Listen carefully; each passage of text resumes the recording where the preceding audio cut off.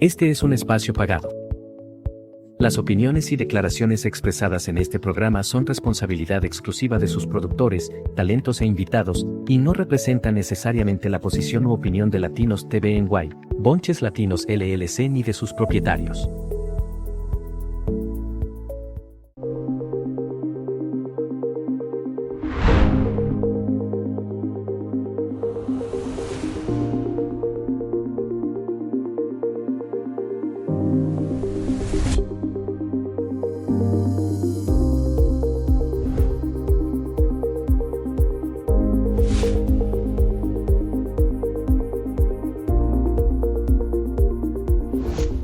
Perspectiva con TERESA Corcino. Muy buenas tardes, bienvenidos a En Perspectiva. El programa de hoy viene inmenso, lleno de mucha información, pero no información de la que suelo traer.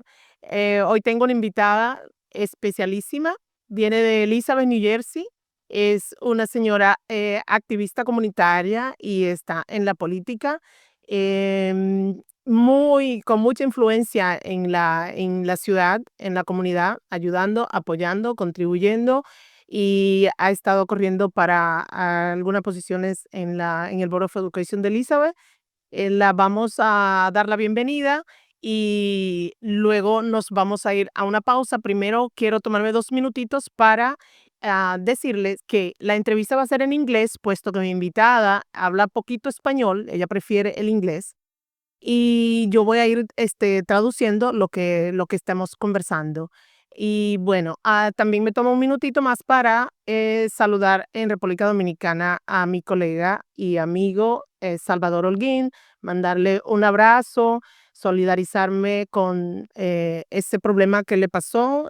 Le mando mucha luz, muchas bendiciones, y que Dios le cubra a él y a su familia, y que nos proteja a todos los que andamos en estos trabajos, tratando de aportar y apoyar la comunidad, y que lamentablemente por algunos comentarios que a algunos no les gustan, pues tenemos en peligro a veces hasta la vida.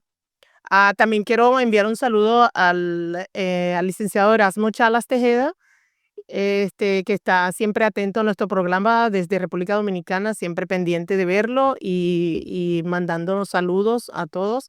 Y bueno, saludos también a Anthony Pinix, una persona que está siempre detrás de mí, impulsándome, empujándome a continuar con mi trabajo y con mi labor. Saludos y gracias a Karina Rivera, nuestra productora, que sin ella, pues esto no podría ser posible. Bueno, vamos a darle la bienvenida a mi invitada, Christina Moreira. Muchísimas gracias por acompañarme hoy. Thank you for joining me today. De nada, de nada. Va a ser un programa muy ameno, vamos a aprender mucho de ti hoy. Vamos a ver cómo una mujer empoderada y enfocada en ayudar a la comunidad, nos ilustra a nosotras y también nos inspira para continuar. Pero amigos, esto va después. Voy a poner un poquito, vamos a los sponsors, a los patrocinadores un momentito, y ya regresamos para comenzar con la entrevista de Christina Moreira. Gracias.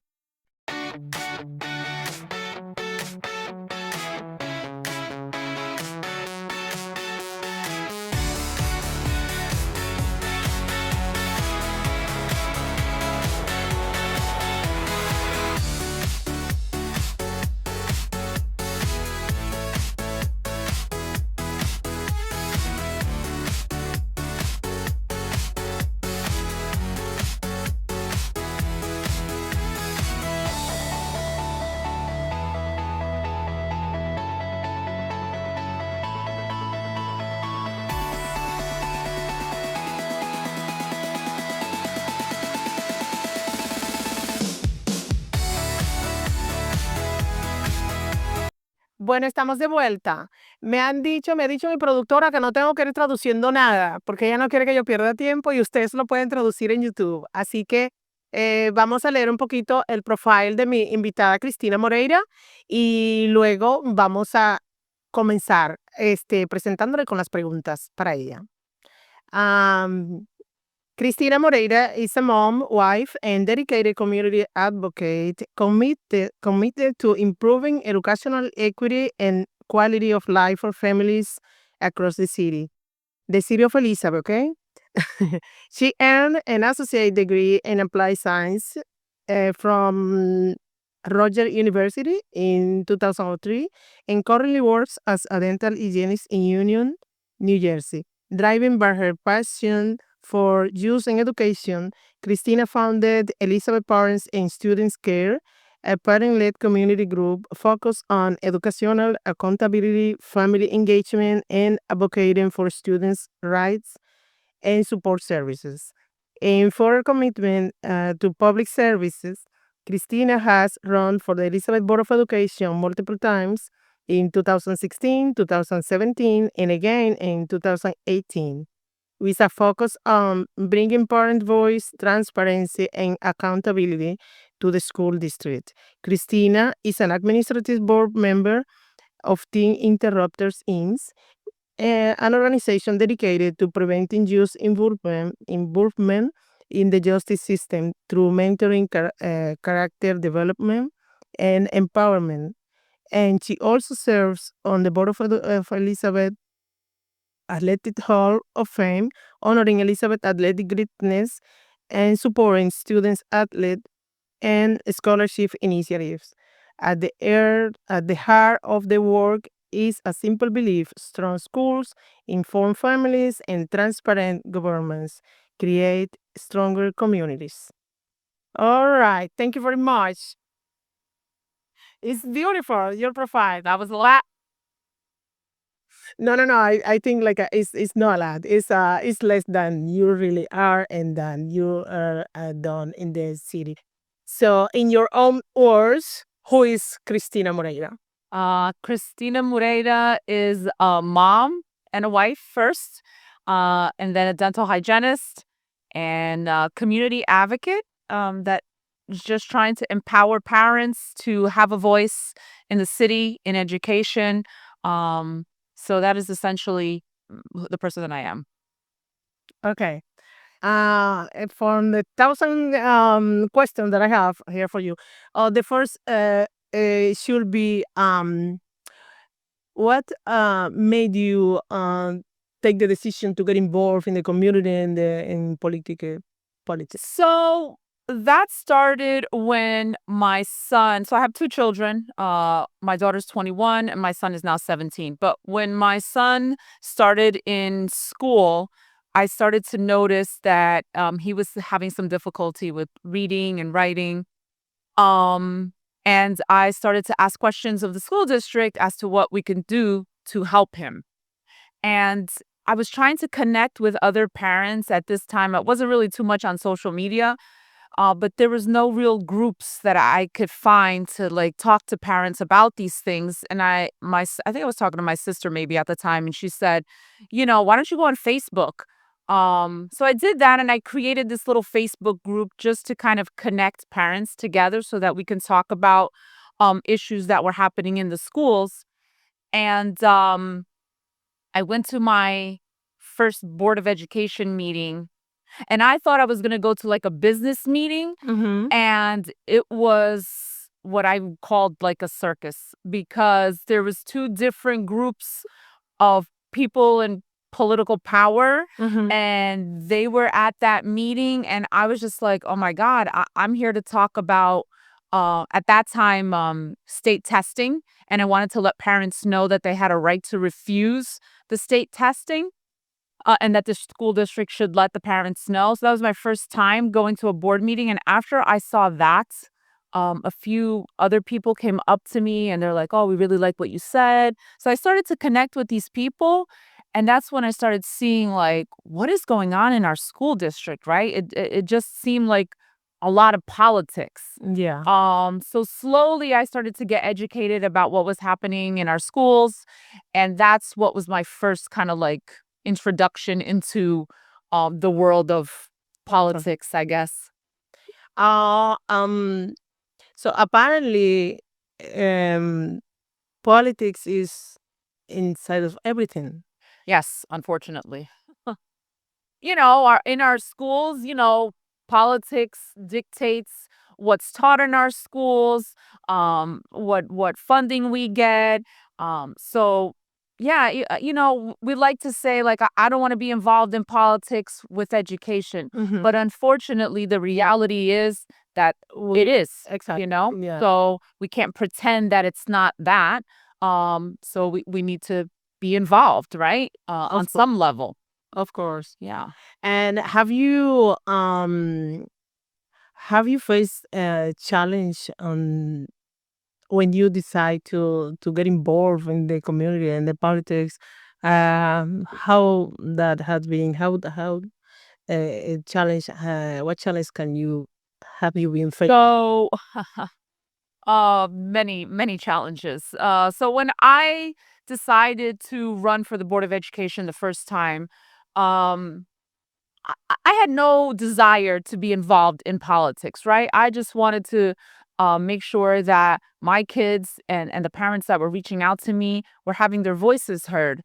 But I started to realize, like I said, there was two different political groups that were trying to have power in the Board of Ed, and they were all connected. Yeah. So we had this group over here that was connected to the mayor, this group over here that was connected to these other people, and I didn't feel like there was just a regular parent that's not connected to anybody that was sitting there representing people like me and the other moms that I knew. I don't work for the city. I don't work, connected to Elizabeth. So they have no real power over me. So um that's where I was like, why not? Why not run? What I didn't realize is what an extreme challenge that would be financially, emotionally, Yeah. because these people have built-in machines that fund them, and it's very hard to, run a political campaign without money, and people to help. Lots of people. The city of Elizabeth is one of the biggest cities in the state of New Jersey. So it takes a lot of knocking on doors and letting people know what you're doing, who you are. So yeah, it is challenging, but we did it 3 times. So, and each time it got a little easier. People got to know who you were, Yeah. So unfortunately that takes going on the streets, talking to people, attending events, which is That take a lot of energy, a lot of energy. a lot of time, Mhm. a lot of money, Yeah. and yes, a lot of sacrifices. The family. Yeah, because the time that I'm on the street, knocking on doors, attending Board of Education meetings, it's time that I'm not home with my family, Of course. So it is a big commitment, but I thought it was one worth pursuing. I still think it's one worth pursuing, because ultimately education is one of the most important things you can give your children, right? And you only have one shot to get it right. you know Once those 12 years in school are gone, they're gone. So you want to make sure that they're getting the most out of it. So Of course. Um, what are the main problems in Elizabeth right now? oh my God, there's so many. And I don't want to say just in Elizabeth, right? Throughout many communities, we're facing challenges, especially with what's going on nationally, right? In this country. Yeah, but we are representing in Elizabeth. Yes. So, we know that housing is a big issue, right? Rents in Elizabeth are $2,000-$3,000. That's more than what I pay for my mortgage. So, finding housing, affordable housing is an issue in Elizabeth. Um, Obviously, education, especially around special education. That is one of the things that I'm really passionate about, because of my son, and just making sure that parents' voices are heard and making sure that our kids are getting what they need in school. Exactly. Finding programs for children, right? After school programming, summer programming. I know when the summer comes, so in my parent group, there's like 5,000 members, right? And parents are always asking, where can I put my children in the summer, right? Now, the city offers some programming, but it's not enough, and I know we can never fill the need 100%, but we need more and we can do more. Not only for after school programming, but for summer programming, um, uh, employment programming to help kids who don't want to go to college or can't go to college for whatever reason, trying to get them work study programs that they can do to help them take them to the next level to be productive members of society, right? Um, Making our communities safe. Those types of things are very important. Mental health issues. Yeah. I think there's a lot that needs to be addressed. And when the community is involved, then I think it just becomes easier to get accomplished.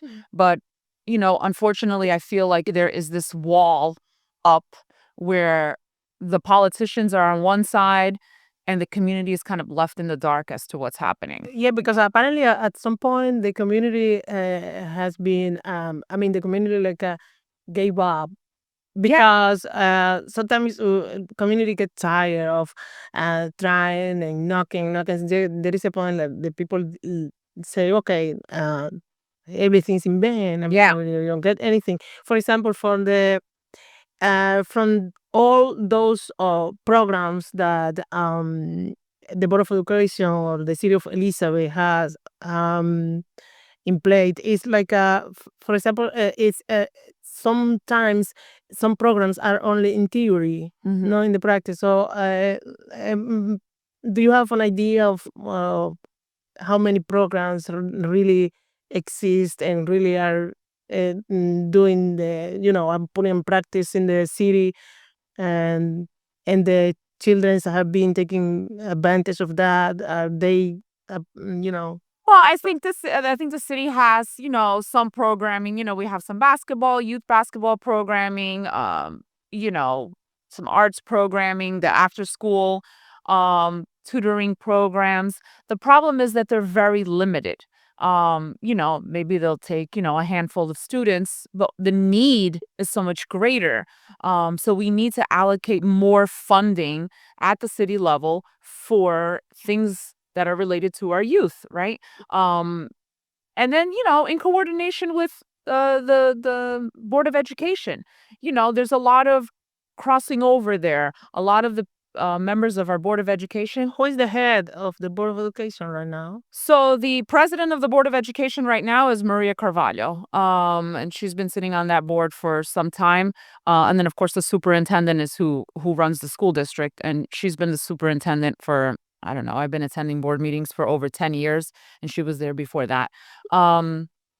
So, I think because we do have this crossover of people who sit on our Board of Ed who also work for City Hall, there's a great opportunity to partner with the city to bring programming and use our schools, because we have like 30-something schools that we can use for after school and summer programming. We have a pool in our public schools that we can use to help teach children how to swim, not only during school time, right? Because that's only open to high school students, but during the summertime, during breaks.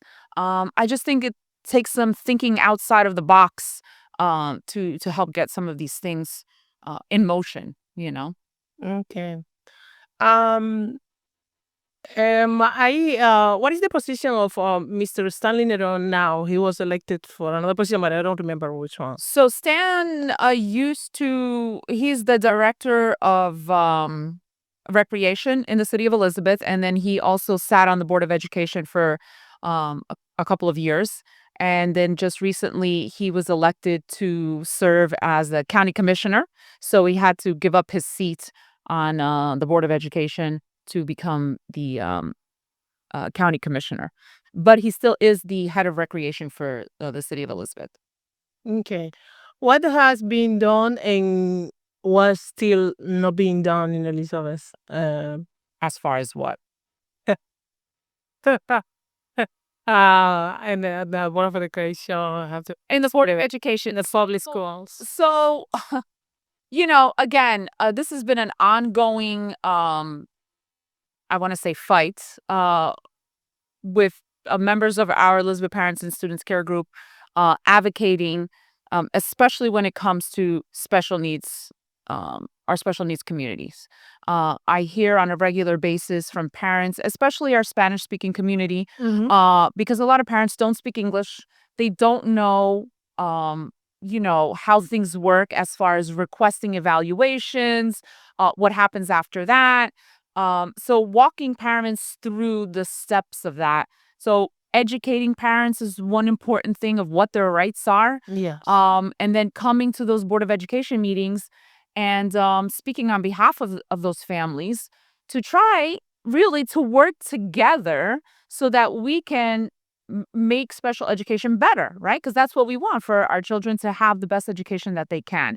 So if we as a community are coming to you, our elected officials, to try to, improve special education, we feel like we get pushback.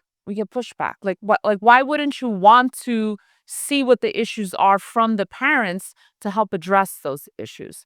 So that is one, really the biggest issue that we're having right now, is that just equity in education, right? That the students who are the most vulnerable get the resources that they need to be successful.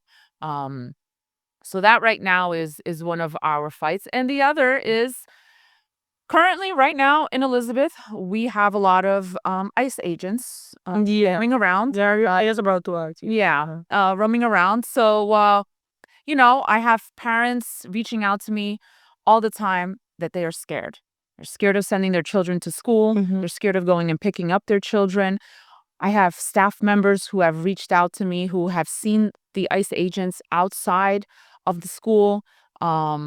So right now we're just trying to get answers from our Board of Education, from our superintendent, to really know what is the protocol. Like, if you do see an ICE agent outside or the ICE agents try to come inside the building, like, what is it the school's district's responsibility?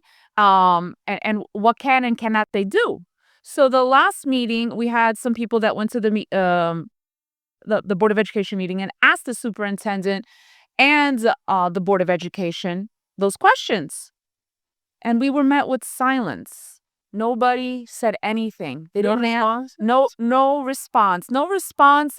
And I think what bothered me the most watching it at home, because I couldn't attend that meeting, was that there was no empathy, no sense of, we understand what's happening, we care about what's happening, no compassion for the parents that were there. So, it just makes you feel like the people that are there to represent you don't even care about what's happening in the community, that you can't even say something to try to comfort the people that are coming here and speaking, So that was very frustrating, and we had one of our parents physically removed from the Board of Education meeting, which was concerning. So, what we need is more parents to get involved, more parents to show up, and continue to show up so that they know that these things are important to the community. Of course. So yeah. Do you think like this type of attitude from the representatives of the Board of Education is just starting now, or that have been No, it's been ongoing. the attitude, whatever? Yeah. It's been ongoing, and some of them are more. I'm asking because some people think like in the last government was things were different. People was more friendly. People was more, and now like apparently the president influence is like going everywhere, and people start being more.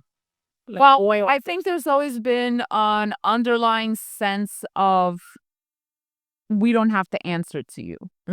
Because even when they read the public, like when they're asking the public to come and speak, they're like, this is a meeting of the board in public, not a meeting of the public, right? So we're already starting off saying this meeting is not for the public, right? And so you go there, you have 3 minutes to speak, and then most of the time nobody answers or acknowledges your your concerns, right? So those meetings are open for the community. Correct. Anyone can attend the meeting and can take the stage for 3 minutes and ask any question or something. Correct. You have to sign in your name, and then they read your name, and you go up. You have 3 minutes to talk about any issues or concerns or give them praise, whatever you'd like for those 3 minutes.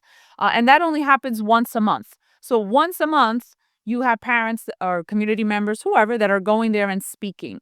So And it's a good opportunity for the community to report whatever issue they have, personal or in the area about. yeah, whatever absolutely. And by the time parents come to those meetings, it's because they've already tried to reach out to their principal or reach out to the board or reach out to the superintendent, and they haven't gotten any answers. So now this is where they ultimately come. That's the time before because them to yeah, report. yeah, Okay. yeah. But right now they are being getting. Well, like I said, this President Maria Carvalho, this was her first meeting since she's been appointed, and it didn't go so well. So I am hoping that that is not going to continue to be the case because there's a lot of work that needs to be done, right? And we can only do it when we work together, right? Of And course. address issues together. And so I'm hoping for a better, you know, response the next time we go to those meetings. Of course. We're talking about the community, and sometimes as I say, people gave up to go on to some meetings to take to participate in politics, to get involved because they don't see any response. But how can you encourage people? How can you give a message to the all the community, Spanish or from here, to take, to stand up and to talk and continue to fight for the rights?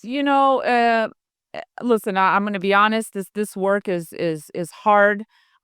It takes a lot of commitment and time, like I said, and it can get discouraging. I mean, even for me, who ran for the Board of Education a few times, I got to this point where I was just like, I need a break, which is fine, right? You can take a break, and it doesn't mean that you totally give up, right? Instead of going to board meetings, maybe you just help a parent navigate through the system, right? Maybe you just make social media posts to inform the community about things, right? It doesn't have to be like run for the Board of Ed or run for city council. Yeah, there's many other There's many other ways of being involved. exactly. Right? Sitting on a board of a local mentoring program, right? Where you're helping the youth. It comes in many different forms. But it is important at some point for us to have people that will want to take the position of leadership, right? Whether it's the Board of Education, whether it's city council. Because for me, I think it's important that we don't have people sitting in power for 30 years or 40 years. Isn't that right? No, because that's like the saying, absolute power corrupts absolutely, right? So we need fresh ideas, new people that are going to look at things a different way. And I think when people are sitting in a position for 12, 13, 14, 15 years, they just become very comfortable. Yeah. And nothing, kind of changes, right? So I would encourage people to, come to a Board of Education meeting, see what happens, come to a city council meeting, get to know the processes, and then take a chance. Take a chance and see what happens, put your name on the ballot and run and talk to your, neighbors. Especially young people. Yes, absolutely. It's very important to get young people to register to vote, number one, Yeah. and then to actually come out and cast their vote. My daughter's 21, and when she was eligible to vote, I took her to the voting booth with me, and because she was like, "Mom, do I really have?" Yes, this is important. Like I don't think they real. I mean, she's seen me do this, a lot, so she knows. But yeah, it's very important. And now, nationally, we are seeing the results of what happens Exactly. when people don't vote or Yeah, or or drugs or yeah. wrong. Okay. Wow. What urgent changes need action right now in Elizabeth, from your perspective? Well, so right now, currently, like I said, I mostly go to the Board of Education meetings. I happened to go to a city council meeting maybe a month ago to help one of my friends who was trying to get a $20 cap on a rent ordinance. So when I was sitting there, I was reading through the agenda, and I noticed there was something on there, a $4 million that the city wanted to borrow, basically $4 million for a drone tower and a landing pad. And I was, I had questions, Yes. surprised. What is this for?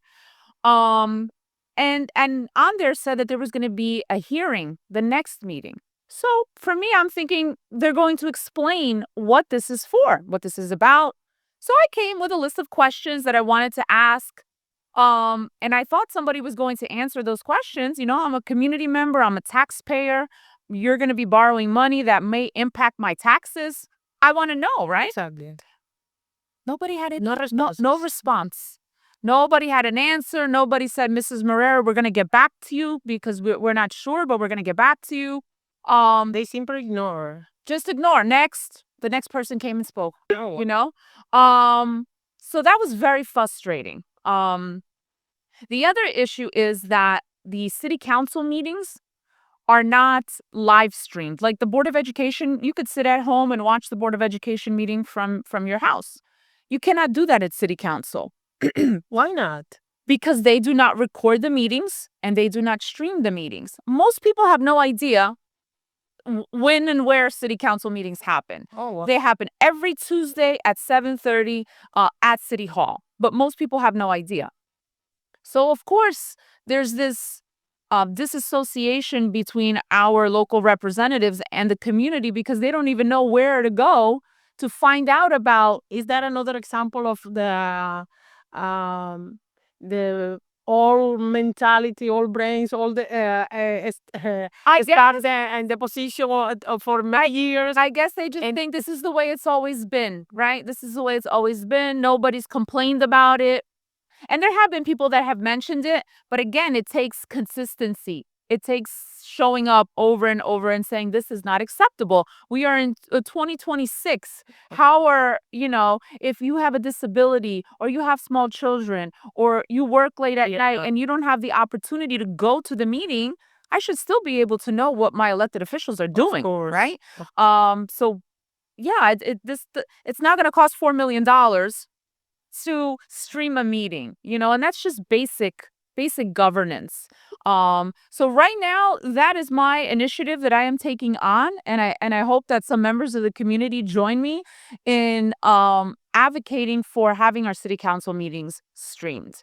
And then the other thing is, again, we have our council people that represent us, and if they are spending money or bringing ordinances, they should be explaining what it is that. Who is the council at the Board of Education?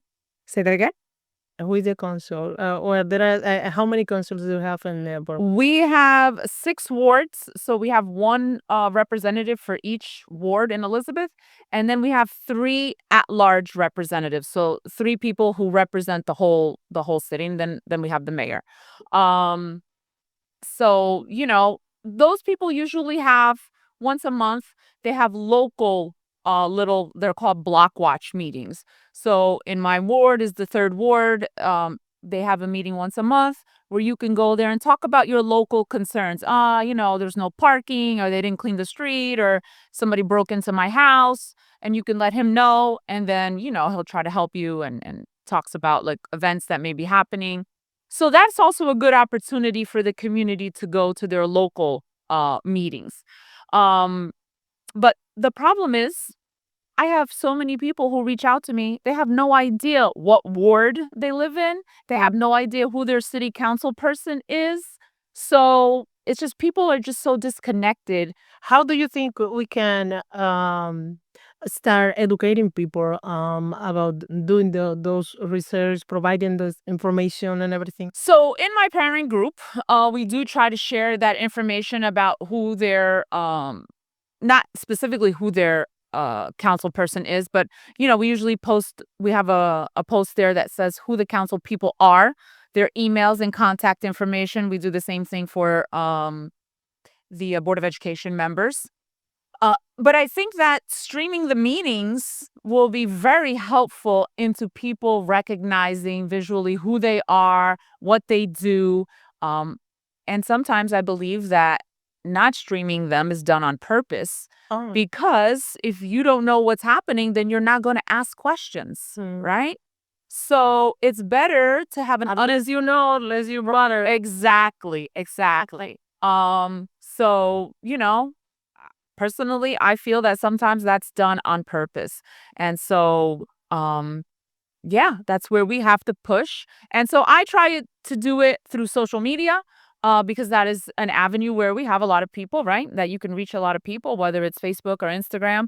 And then locally, when I try to go to the meetings, and now at City Council, I'm going to have to bring my own camera so that I can record what's happening there, I'm hoping that the City Council members will do the right thing here and start streaming the meetings, And we hope that young people or two or many others started taking standing up and running for council or for officers. Yes, Because, we need to change this mindset. Those people. Because the other thing is, right, if I'm a city council person or a board of education member and nobody ever runs against me, then I automatically win, right? Yes. So they know that nobody's running against me. I'm gonna win, right?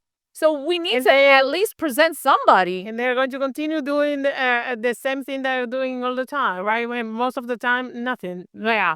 Yeah. Well, I'm not going to say absolutely nothing because, there are people, listen, there are people there that care. I do believe that. But when your job is tied to the position that you have and you're controlled in a sense by a higher power, sometimes it becomes hard for you to use your own true voice for what you think is right because these people are saying, hey, stay in your lane, right? So that's where I feel we need people on there that are not connected in that way and that they're there because they truly want to help the community, to change things and use their own voice. And, you can't control me because you're going to get me fired from my job or my husband or my kid, So, and that's where they don't have any power over me in that sense, right? Because I don't work, anywhere in the city. So that's why I feel like, I'm able to say exactly what I need to say without any threat of anybody trying to, Of course, because what happens sometimes is that some of the administrative people that are working there is because they know. Oh, absolutely, yeah. Well, This one and that one. right. Yeah, they get this job because this one helped them get it. And again, that's not to say that, if you know somebody that they can help you in some sort of way, as long as you're a qualified individual. Yeah. But there's just too much of that, in our school district. But I hear that even people, the Elizabeth Board of Education always have they have the information online that when there are positions available and stuff. But I know people that have contacted me that they were qualified for any position that had been available, and they have all the thing, and then they had been rejected for some other reasons that doesn't make sense to me, like depending on where you're from, depending on if you have some friends or whatever, or depending if you want to support some fundraiser, whatever. Yeah. So Yes. can you give me light about That that? sounds very familiar. That sounds very familiar. Yeah, unfortunately, like I said, when I first started attending Board of Education meetings, I had no idea about anything about, you That's know, not right. I had no idea because, well, that was also to me, right? I was just a normal mom taking my kid to soccer and living my life, and I had no need really to be involved in the Board of Education because my daughter at the time, she didn't have any issues or problems, right? Everything was good. Um, but when I started to attend those meetings and started to see how political everything was, right? You had this group of people, like I said, that were tied to the mayor, these other people that were tied to this other regime. It was called the Fajardo people, right? For Rafael Fajardo was in control of the board at the time when I started to attend those board meetings. And just, I started to speak to some staff members, teachers, and people that worked for the district, and how everything was like, you get this job, you pay 10,000 for this job, you get promoted if you go to this fundraiser and you sell this many tickets. And I'm just like, what? Really? Like, yeah. So, the mayor's people wanted to supposedly make things better and have that not happen.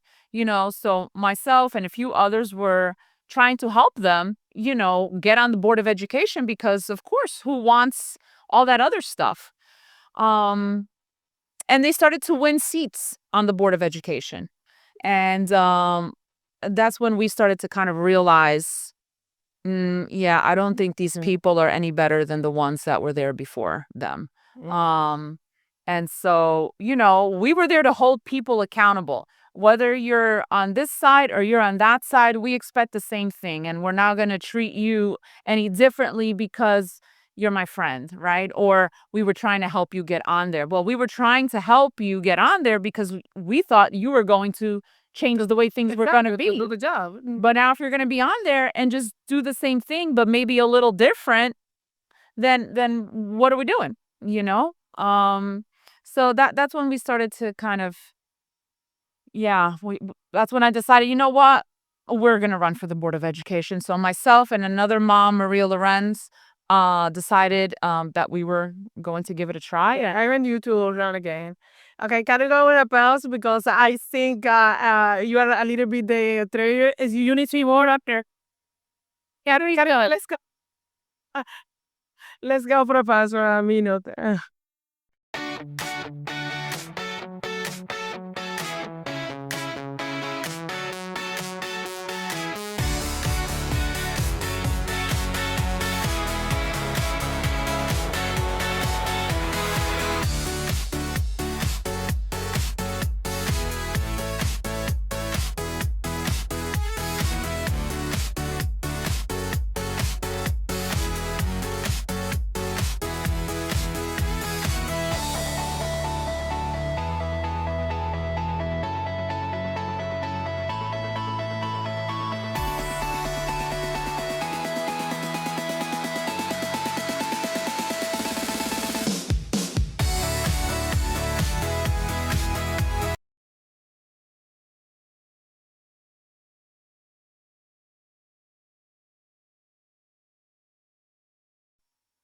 Welcome back. Welcome back. This is a very interesting interview. Oh my gosh. So, Christina, Yes. are you running the next time? I do not have any plans to run right now. I want to make sure that my son graduates from high school, so I'm trying to concentrate on that. And then after that, things are open. Things are open. So When? Like 3 years, you said? no. My son is a junior right now, so he has this year to finish school, this year and next year. So maybe next year, I have a couple of people that are pushing me to run for the Board of Education right now. I'm the first. I'm gonna talk to you about that every single day. Yes.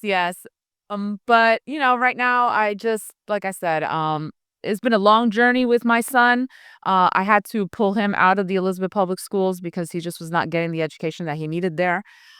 And now he's in a wonderful place. He just won. He was running for student body president at his school, and he won yesterday. Oh, wow. Uh, Congratulations. And just to see how far he's come, being in the right environment, being Exactly. supported, is just like it's what I've always wanted, right? That's every kid deserve.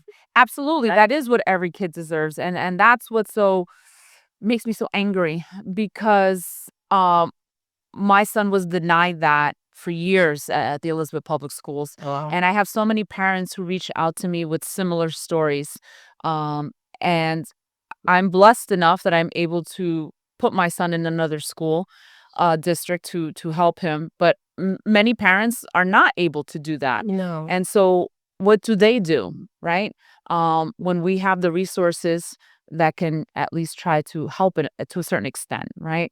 But when parents are being lied to, told that they can't or they shouldn't, that's where we try to educate them, especially our Spanish speaking community, right? Exactly. They don't know the language, they don't know their rights, they don't know their rights, they're afraid, especially now, Yeah. right? To even come to a meeting or even say anything. I mean, I've had parents don't tell want to me say nothing. that they don't want to say anything because they're afraid that something might happen, Yeah. right? So, um, so yeah. So I don't know when and if I'll run, but I'm sure I'll do something. I'm just not sure yet. How do you see Elizabeth in the next 10 years? Oh wow. Well, we have, like I said, a mayor who's been mayor for I don't know, I'm about to be 50 years old soon, so probably 40 something years. Um it's time for a change. It's time for someone new. It's been time for someone new. And when I say someone new, I don't mean someone of the same group of people, right? We need somebody with fresh ideas, someone who um again, we have a large Spanish speaking population, right? Someone who represents the community and all its diversity. Uh, and so I'm hoping that in the next 10 years, we have a change. I was very encouraged to see Mondavi win in here in New York City for mayor. I'm hoping we get a change like that in Elizabeth. So Yeah. we just need people to run. What does serving the community means to you? Oh wow, serving the community to me means just being a voice for those who are voiceless, right? For those people who are afraid or just don't know where to turn, don't want to put themselves out there. And so for me, you know, I try to use my privilege to be able to speak on behalf of people who cannot. Um, so that is important to me. Giving back to the community, you know, um, it's maybe it's selfish because it does make me feel good when I do it.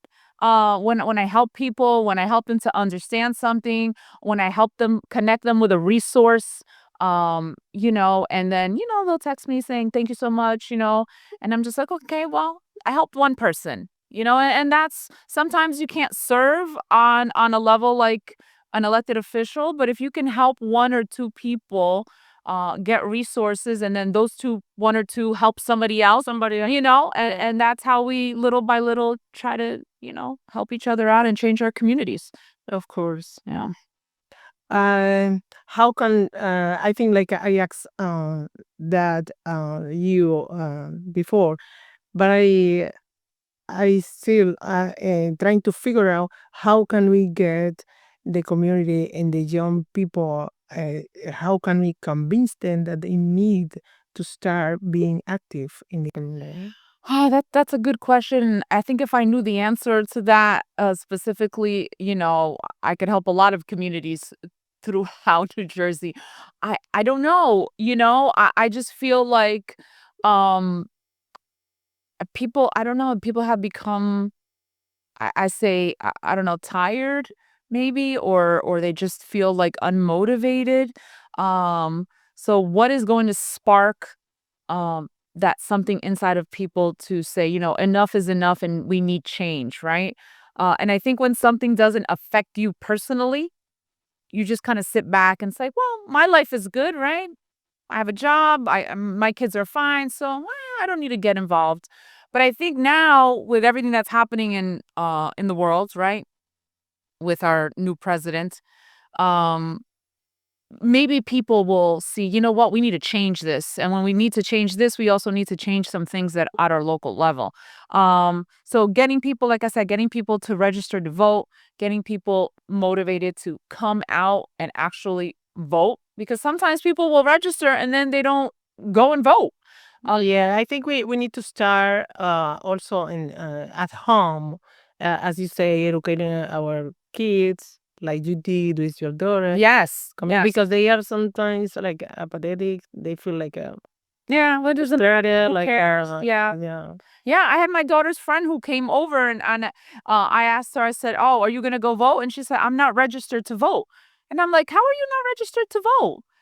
I think that should be something that's mandatory, that before you graduate from high school, you should automatically be registered to vote, Okay. because just like, when you get your driver's license, they Yeah. make you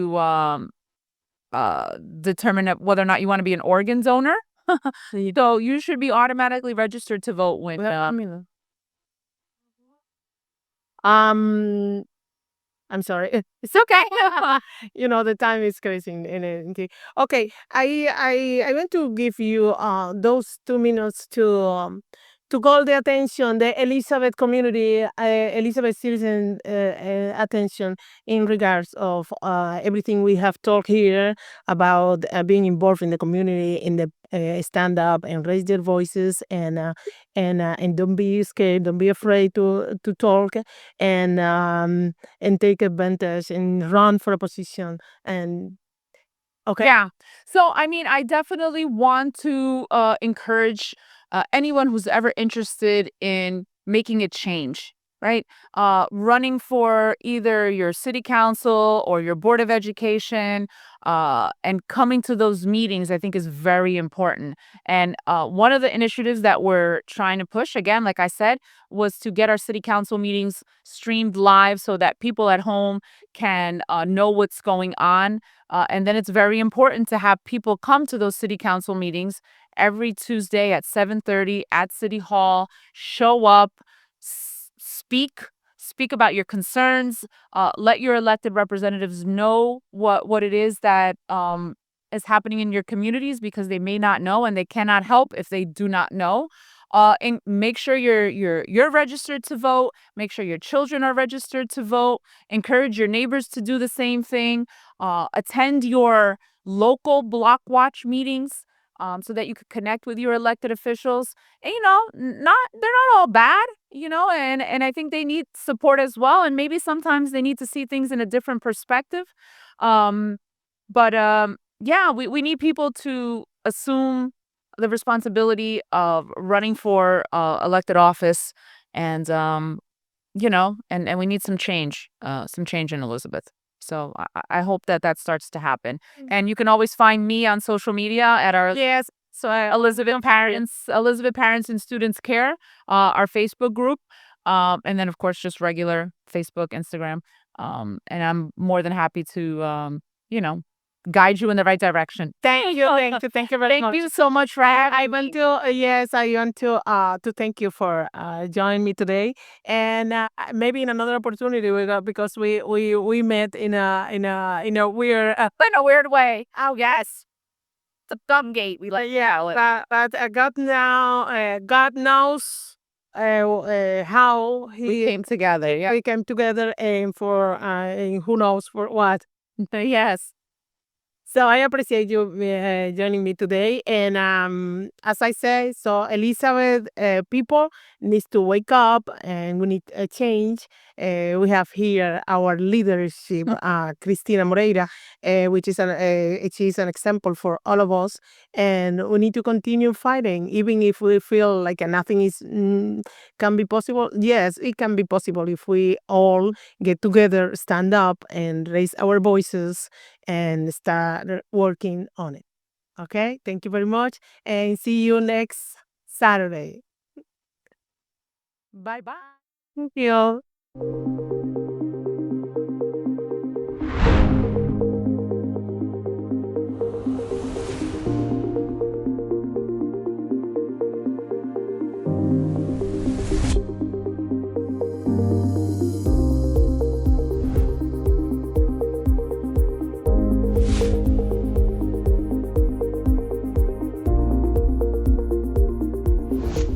Perspectiva con Teresa Corcino.